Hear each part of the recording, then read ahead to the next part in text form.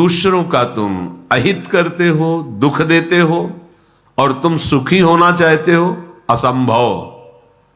ये अज्ञान की वृत्ति हटा दो। परिहासेपि, मजाक में भी किसी को दुख मत दो, मजाक में भी किसी को ऐसे कटु वचन मत कहो जो उसके हृदय को छू जाए, हृदय को दुख पहुंचा दे। और यदि तुम्हारा कोई अपमान करके कड़वी बात कहे तो बोले बधिरा, बहरे बन जाओ, सुनो ही मती, नहीं सुनना। जैसे कोई पागल आदमी हमें गाली दे, अपनी कुचेष्टाएं हमारे ऊपर करे तो हमें ये रहता है पागल है। ऐसे ही त्रिगुणात्मिका माया के द्वारा जिनके ज्ञान का अपहरण कर लिया गया है, सतमार्ग के पथिक की वो अवहेलना करें, निंदा करें, दोष दृष्टि करके, दोष निकाल करके उनको प्रकाशित करें, वर्णन करें, कोई फर्क नहीं पड़ना चाहिए, क्योंकि वो बेचारे पागल हैं। त्रिगुणात्मिका माया अविद्या के द्वारा उनकी बुद्धि मलिन कर दी गई है। इसलिए भगवत मार्ग के उपासक को जब कोई निंदा करे, गाली दे, कटुवचन बोले तो बधिरा, बहरे की तरह हो जाना चाहिए, हमें सुनाई ही नहीं दिया, ऐसी उपेक्षा कर देनी चाहिए। पर हमारे द्वारा परिहासेप्यन्या अप्रिय कथन, हंसी मजाक में भी किसी का अप्रिय वाणी से अपमान नहीं करना, किसी की चुगली नहीं करना, किसी की निंदा नहीं करना।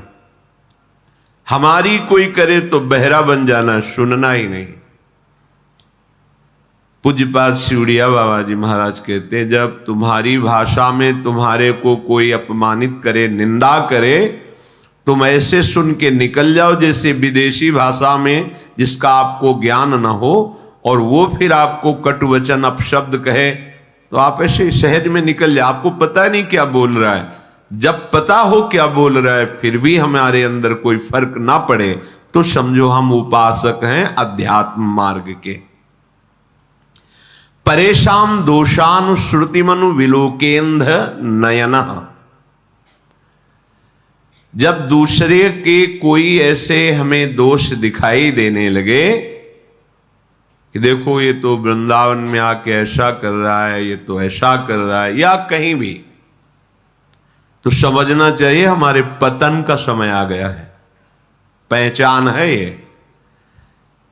परदोष दर्शन, परदोष वर्णन, परदोष श्रवण, ये परमार्थ में पर्दा डाल देते हैं, पता ही नहीं चलेगा अध्यात्म किसे कहते हैं। ध्यान से सुन लीजिए, साधन चल रहा है पर ये असाधन होता है, इसीलिए भगवदानंद की अनुभूति नहीं होती। परदोष दर्शन, परदोष कथन, परदोष श्रवण, ये तुम्हारे परमार्थ का अपहरण कर लेंगे।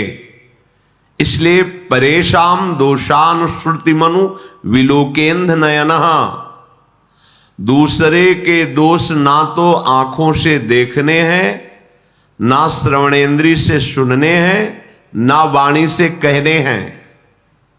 यदि ऐसा करोगे तो तुम्हारा भगवत मार्ग रुक जाएगा। भजन करने से जो भगवदानंद की अनुभूति होती है वो ऐसे उपासक को बिल्कुल नहीं अनुभूति होने देगा। ये बात छिद्रान्वेषण जिसे कहते हैं परदोष दर्शन, पर चर्चा, दूसरे के दोषों का कथन, पर दोष श्रवण, दूसरे की निंदा को सुनना। हम भगवत मार्ग के पथिक हैं, हमें बिल्कुल सावधान रहना है। ये बात जहां होने लगे, जो व्यक्ति करने लगे, जोर से बोलो राधा राधा और चल दो, उससे तुम्हारा मंगल नहीं होने वाला। उस व्यक्ति से जो परदोष दर्शन करता है, परदोष वर्णन करता है, परदोष श्रवण करता है। श्रीपाद कह रहे हैं, शीलावन्निश्चेष्ट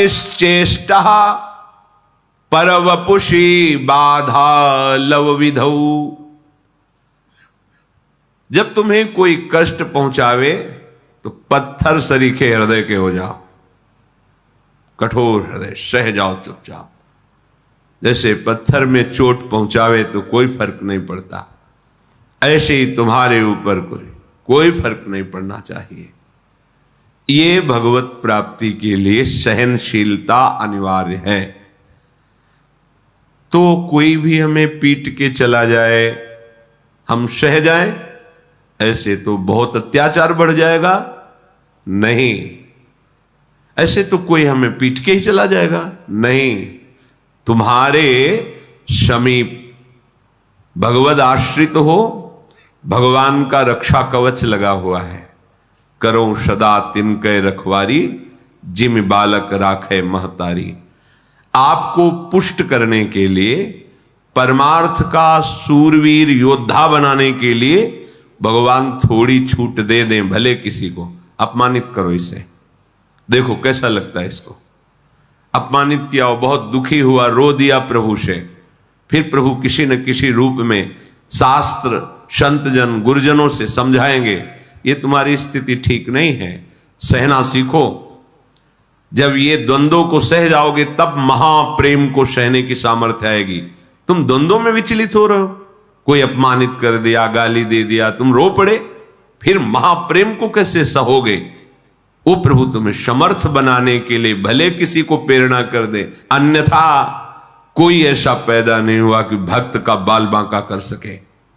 वो हाथ उसी समय नष्ट हो जाएगा जिस समय भगवान के जन की तरफ वो अन्य भाव से हाथ उठाएगा।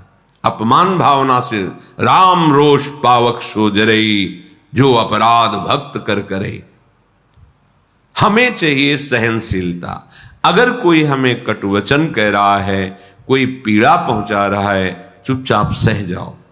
ये भगवान आपको मजबूत करना चाहते हैं, प्रेम मार्ग का शूरवीर योद्धा बनाना चाहते हैं। तुम्हारे हृदय में ऐसी सामर्थ्य दे, सच्ची मानिए।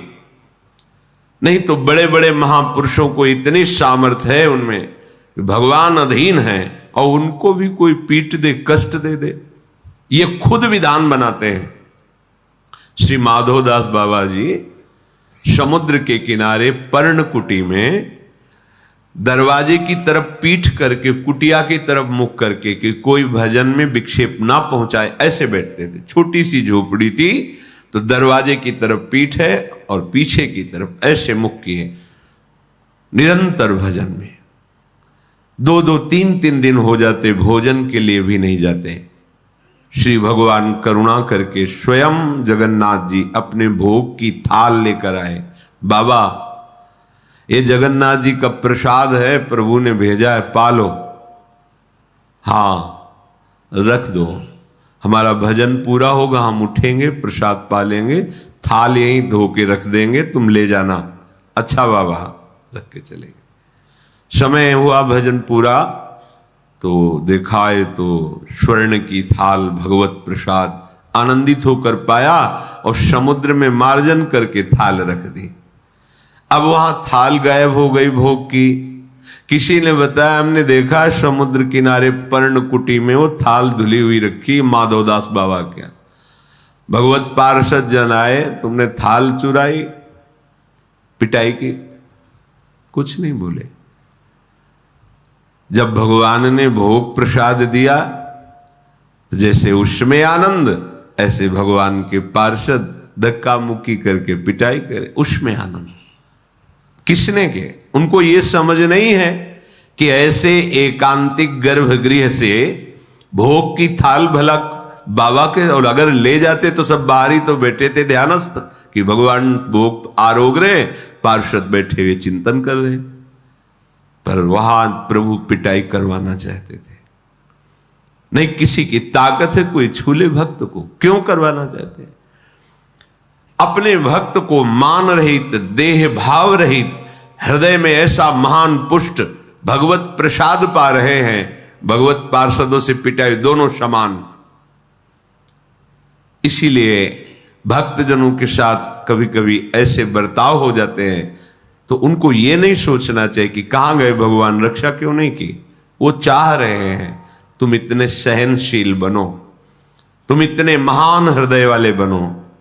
हमें तो पीड़ा हो रही है और हम महान हृदय वाले बने, हमारा तो अपमान करा दिया। फिर तुम शरणागत किसके हुए? समर्पण तुम्हारा किसका हुआ? ये शरीर जड़ है, इसी में तदात्म होने के कारण दुख सुख का, जन्म मृत्यु का ये महान बंधन प्राप्त हुआ है। भगवान कृपा करके इसी तदात्म को मिटाते हैं। वो अभी अविद्या का प्रभाव, इसलिए बात समझ में नहीं आएगी। जैसे सांप की केचुल में कितनी भी पीड़ा दो, सांप को कोई पीड़ा नहीं होती। केचुल अलग है, वो अलग है। ऐसे ही आत्म तत्व में ना तो किसी दिव्यास्त्र का, न किसी अग्नि आदि का प्रभाव होता है, क्योंकि वो दिव्य स्वरूप है। नैनम छिन्नन्ति शस्त्राणि नैनम दहति पावकः न चैनम क्लेदयन्त्यापो न शोषयति मारुतः। ये हमारा स्वरूप है। हम अपने स्वरूप को भूलकर जो देह भाव में मान अपमान, सुख दुख, लाभ हानि, जन्म मृत्यु को प्राप्त हो रहे हैं, उपासक को इसी ममता, इसी आसक्ति से हटाकर प्रभु समता में, स्वरूप में स्थित करते हैं।